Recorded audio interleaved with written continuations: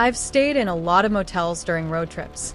Cheap ones, dirty ones, even dangerous ones. But I've never stayed anywhere like the Redwood Valley Motel. According to the neon sign outside, the place was completely full.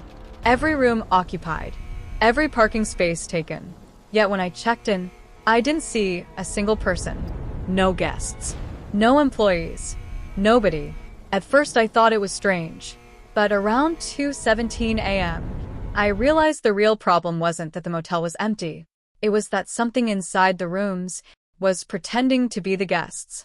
The storm had started just after midnight. By 1 a.m., visibility on the highway was almost zero. Ethan Cole tightened his grip on the steering wheel as rain hammered against the windshield. His GPS kept losing signal. The nearest town was over 40 miles away, and his gas tank was almost empty. Perfect. Lightning flashed across the sky. That's when Ethan saw the motel sign glowing faintly through the rain. Redwood Valley Motel. No vacancy. The place looked ancient. One long two-story building stretching beside the empty highway. Half the neon lights buzzed weakly. The parking lot was packed with cars. Old sedans. Pickup trucks. A few motorcycles. Every parking space occupied. Ethan frowned. How is this place full? Still, he had no choice. He pulled into the last empty spot near room 12. Rain soaked him instantly as he hurried toward the reception office. But when he stepped inside, the office was empty. No receptionist. No sound. Only an old desk lamp glowing beside a dusty check-in book. Ethan looked around. Hello. No answer. Then suddenly, the printer behind the desk activated by itself. A piece of paper slowly slid out. Room 12. Key under the bell. Ethan stared at the paper uneasily, then lifted the service bell. A rusted room key sat underneath. The lights overhead flickered once, then stabilized. Ethan swallowed hard. Okay. He grabbed the key. And outside, he noticed something strange. Despite the packed parking lot, none of the motel room lights were on. Room 12 smelled faintly damp, like old carpet after heavy rain. The furniture looked untouched for decades. An old tube television sat in the corner. The air conditioner rattled weakly. Ethan locked the door behind him, then froze. The motel map, hanging beside the bed, showed something odd. Every room was marked as occupied, except his. Room 12. A loud thud suddenly echoed from the room above him. Ethan looked toward the ceiling. Another thud, then footsteps. Slow pacing. Back and forth. Back and forth. He sighed in relief. At least someone else was here. But as the footsteps continued, Ethan realized something unsettling. There was no second floor above room 12. He stepped outside to check. Rain poured across the parking lot. And sure enough, room 12 sat beneath open roofline. Nothing above it. The footsteps immediately stopped. Silence. Then somewhere nearby, a motel door creaked open. Ethan turned quickly. Room 9 stood slightly open now. Darkness inside. But he could have sworn it had been closed earlier. A television flickered faintly inside the room. Static. Then movement. A figure crossed in front of the TV. Too fast to see clearly. Ethan stepped closer. Hello. The television abruptly shut off. The room went completely dark. Then the door slowly creaked shut on its own. Lock clicking softly. Ethan backed away uneasily. That's when he noticed every curtain in the motel had shifted slightly open. And from behind dozens of windows, people were watching him. Perfectly still. No movement. No blinking. Just silhouettes standing behind curtains. Watching. Ethan rushed back into room 12 and locked the door immediately. His breathing became uneven. Okay. Maybe they were just guests. Maybe he was overthinking things. Then the motel phone rang. Ethan jumped violently. The old rotary phone beside the bed continued ringing. He hesitated before answering. Hello? Static. Then a woman whispered, "Don't let them know you're awake." The line went dead instantly. Before Ethan could react, someone knocked on the wall beside him. 3 slow knocks. From inside the neighboring room. Then another knock came from the opposite wall. Then another. Soon every surrounding wall echoed with knocking. Left, Right. above, Below. the entire motel seemed alive with it. Then suddenly, all the knocks stopped together. Silence flooded the room, and from outside his window came soft footsteps crunching through gravel. Ethan slowly peeked through the curtains. His stomach dropped. The parking lot was empty. Every single car was gone. Yet the motel sign still buzzed. No vacancy. Then Ethan noticed movement near room 9. A tall figure stood motionless outside the door. Its body looked wrong. Too thin. Arms too long. Head tilted unnaturally sideways. The figure slowly turned toward Ethan's room. Then every motel room light switched on simultaneously. For one horrifying second, Ethan saw people standing inside every room. Dozens of them. Pale faces. Black hollow eyes. Motionless smiles. Then all the lights shut off again. Darkness swallowed the motel. The figure outside room 9 was gone. A knock came at Ethan's door. 3 slow taps. Knock. Knock. Knock. A calm male voice spoke softly outside. Room service.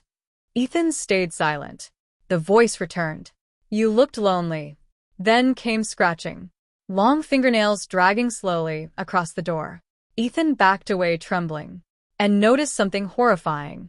The chain lock on the door was slowly unlatching itself. Ethan grabbed a chair and jammed it beneath the doorknob. The scratching outside became more aggressive, then suddenly stopped. Silence. A deep mechanical hum echoed across the motel. Then every television inside the surrounding rooms switched on simultaneously. Static flooded the night. Ethan cautiously looked through the curtains again. Every room door now stood open. Inside each room, people sat on the beds facing their televisions, completely still, their faces illuminated by static. Then slowly, every person turned toward Ethan's room at the exact same time. His blood ran cold. A voice suddenly crackled through his motel television. Occupancy check. The TV screen flickered violently, then showed grainy black and white security footage of the motel parking lot. Timestamp: 2:17 a.m. Ethan watched himself entering the motel office earlier that night. But something else appeared behind him in the footage. Figures. Dozens of them standing motionless around the parking lot. Watching him arrive, Ethan stepped closer to the screen. The footage zoomed in suddenly. One figure stood directly behind him, smiling. Its face stretched unnaturally wide. Then the television screen changed again. Now it showed room 12. Live footage. From inside the room, Ethan stared in horror as he saw himself standing in front of the TV. But behind him, someone stood in the bathroom doorway. Tall. Motionless. Ethan spun around instantly. Bathroom empty. When he looked back at the television, the figure was closer now, right behind him. Its mouth opened impossibly wide. The TV abruptly shut off. Then the motel intercom crackled alive outside. Attention guests. Static interrupted the message. Then. Vacancy has been detected. Every motel room door slammed shut at once. The neon vacancy sign outside flickered violently between. No vacancy. Vacancy. No vacancy. Vacancy. Then came screaming. From inside every room, dozens of voices crying out at once. Banging erupted throughout the motel. Desperate pounding against doors, as if something inside the rooms was trying to get out, or get in. Then Ethan heard a child's voice outside his room. Soft. Crying. Please let me in. He backed away immediately. The crying became louder, more desperate. Please. Then the child's voice suddenly changed. Deeper. Distorted. We saw you arrive. The doorknob began twisting violently. The motel lights died completely. Only the buzzing neon sign outside remained visible through the curtains. Ethan ran for the bathroom window, forced it open, and climbed into the storm outside. Rain hammered against him as he sprinted across the parking lot. But something was wrong. The motel parking lot looked endless now. Rows of identical motel rooms stretching impossibly far into darkness. Hundreds of doors. Hundreds of windows. And behind every curtain, people watching. The neon sign buzzed overhead. No vacancy. Then every motel door opened simultaneously. Figures stepped outside together. Slowly. Silently. All staring directly at Ethan. Their movements unnatural, like puppets learning how to walk. Ethan ran toward the highway. But the road was gone. Only darkness beyond the motel property. As if the building existed nowhere else. Then the motel loudspeaker echoed one final announcement. Guest departure denied. The figures began moving faster. Ethan sprinted blindly through the rain until he spotted the motel office glowing ahead. Inside, the old check-in book still sat on the desk, pages turning slowly on their own. Ethan looked down. Hundreds of names filled the pages, dates stretching back decades. Some names repeated over and over. Then he found his own entry. Ethan Cole, room 12. Check-in, 2:17 a.m. Below it, another line slowly wrote itself across the page, as if by invisible hands. Check out. Pending. The printer suddenly activated again. A new piece of paper slid out. Thank you for staying with us. Then the office lights shut off. Outside, all the motel guests stood silently in the rain facing the building, waiting, Smiling. and somewhere deep within the endless rows of motel rooms, a telephone began ringing again. The next morning, highway patrol officers reported finding an abandoned car beside Route 88 during the storm. The driver was never found, but according to the police report, the area where the car was discovered contained no motels for over 50 miles. Still, local travelers sometimes report seeing a neon sign glowing through the rain late at night, a sign that reads, Redwood Valley Motel. No vacancy.